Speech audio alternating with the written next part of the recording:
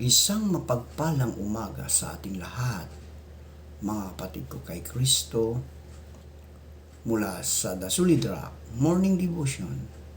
Isang kagalakan na muli tayo ay makapagbulay-bulay sa salita ng Panginoon sa umagang ito. Mga ilang minutong pagbubulay-bulay ng mga salita ng Panginoon upang papurihan at sambahin ang ating Panginoong Hesukristo. Ang ating pong pagbubulay-bulayan sa magandang umaga ng Miyerkules ay matatagpuan sa libro ni Matthew, Kapitulo 24, talatang 32 hanggang 35. Ito ang sinasabi. Ngunit, alamin ninyo ang talinghaga mula sa puno ng igos. Kapag ang sanga nito ay nananariwa na, at lumabas na ang mga dahon, alam ninyo na malapit na ang tag-init. Gayon nga rin kayo. Kapag nakita na ninyo ang mga bagay na ito, alam ninyo na ito ay malapit na. Nasa pintuan na. Katotohanan sinasabi ko sa inyo, kailanman ay hindi lilipas ang lahi ito hanggang mangyari ang mga bagay na ito. Ang langit at ang lupa ay lilipas, ngunit kailanman ay hindi lilipas ang aking mga salita. Tayo po ay manalangin. Ama naming Diyos na mapagmahal, Ikaw ay napako sa krus dahil sa aming mga kasalanan. Salamat, Panginoon, sa walang hanggang pag-ibig mo na inialay ninyo sa amin. Aming inilalapit sa inyo ang aming mga kapatid sa pananampalataya, mga kaibigan na nangangailangan ng kagalingan dahil sa mga karamdaman. Marami ngayong nakakasakit tulad ng ubo, sipon, diabetes, at iba pa, Panginoon. Abutin mo sila upang magkaroon sila ng kagalingan at maibalik mo ang kanilang malangalakas na nawala dahil sa mga karamdaman ito, Panginoon.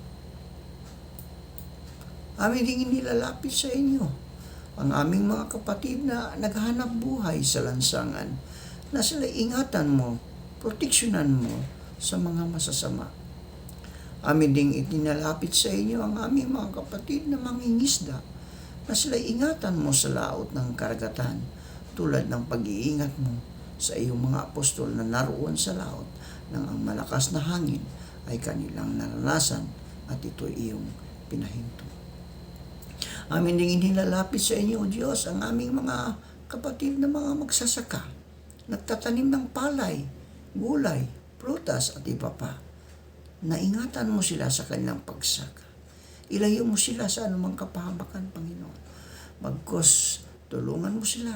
Bigyan mo sila ng kalakasan upang sila, O Diyos, ay patuloy na makapagtanim ng mga pangangailangan ng tao tulad ng mga pagkain, Panginoon. Upang maraming pagkain ang maihanda sa kanilang mga hapag. Amin ding inilalapit sa inyo, Panginoon, ang aming mga kapatid na naghahanap ng trabaho. Ito man ay lokal o abroad, naway makasumpong sila ng trabaho sa tulong ng imbanal na Espiritu Santo. Salamat, Panginoon, sa mga katugunan sa aming mga panalangin. Sa pangalan ni Jesus. Amen. Ang pagdating ng ating Panginoon ay halintulad sa pagdating ng di inaasahan. Sa panahon nga tayo ay abala at di inaasahan. Kaya nga, dapat kayong magbantay sapagkat hindi niyo alam kung anong oras darating ang ating Panginoon. No? Ngunit, alamin niyo ito, kung alam ng may-ari ng sambahayan ang oras ng pagdating ng magnanakaw, siyempre, siya ay magbabantay. No? Babantayan niya ang kanyang sambahayan. hindi niya pababayaang mawasak ang kanyang bahay. Kaya nga, kayo ay maging handa sapagkat darating ang anak ng tao sa oras na hindi niyo inaakala.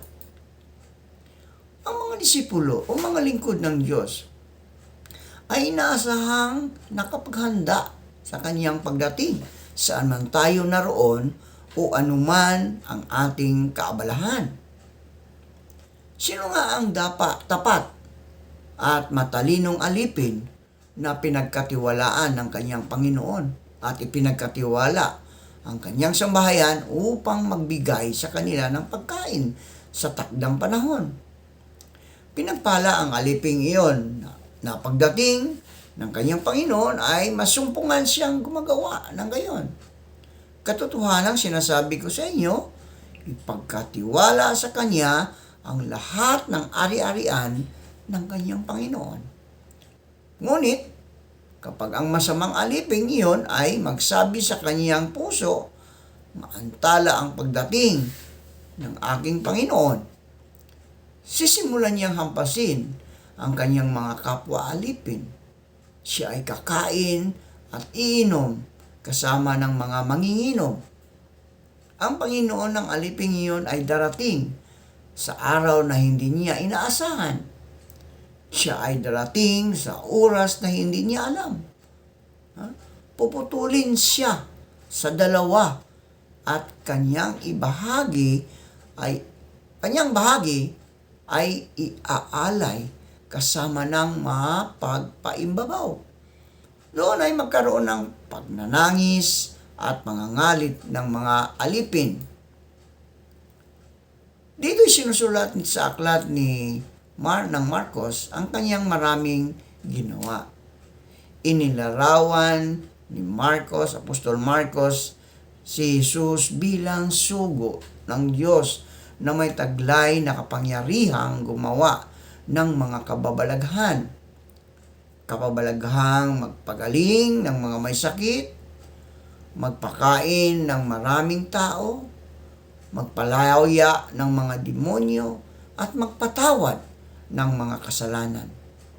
Binibigyan diin ni Apostol Marcos na si Jesus na tahimik, ngunit laging gumagawa ng kabutihan. Si Jesus ay tinatawag na silent worker. Madalas niyang sabihin, huwag ipagsabi ang mga ginagawa niya.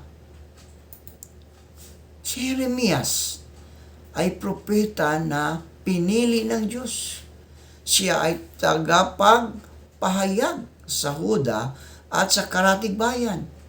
Sa panahong siya ay tinawag ng Diyos at tumugon, sa gawain ay nasa edad 20. Nabanggit niyang siya ay bata pa sa gawain ng pagmimisyon at pagpapahayag ng salita ni Yahweh. Ngunit ang Diyos mismo ang nagbigay sa kanya ng kakayahanan upang gampanan ang tungkuling pambihira. Ibinigay niya sa Diyos ang pamatnubay ng kanyang buhay, lalo't higit sa kanyang tungkulin ng pagpapahayag at pagpapatutuo. Manalangin tayo. Salamat, Panginoon, sa panibagong araw at buhay na iyong inilaan para sa amin. Salamat sa isang gabing nagdaan na kami iyong iniingatan sa aming pagtulog. Maraming salamat sa muli mong pagising sa amin. Muli mo kaming binigyan ng buhay, ng lakas at ng karunungan. At sa araw na ito, Diyos, patuloy naming ipinagkatiwala sa inyo ang aming mga buhay, mga gawain. Ikaw, Diyos, ang siyang manguna sa amin upang kami, O Diyos, ay patuloy na makasunod sa iyong mga kalooban. Turuan mo kami sa mga bagay na kami hindi nakakasira sa aming buhay espiritual at hindi nakakasira sa aming pagsunod sa inyo, Panginoon. Gabayan mo kami sa araw na ito at ingatan, Panginoon, lalong-lalo na sa pagpasok namin sa aming mga trabaho. Ikaw nawa ang siyang manguna sa amin upang kami ligtas sa lahat ng panganib sa daan kung kami man ay bumabiyahe, Panginoon. Maraming salamat. Ito ang aming dalangin na may pagpupuri at pagsamba sa matamis na pangalan ni Jesus. Amen. Amen.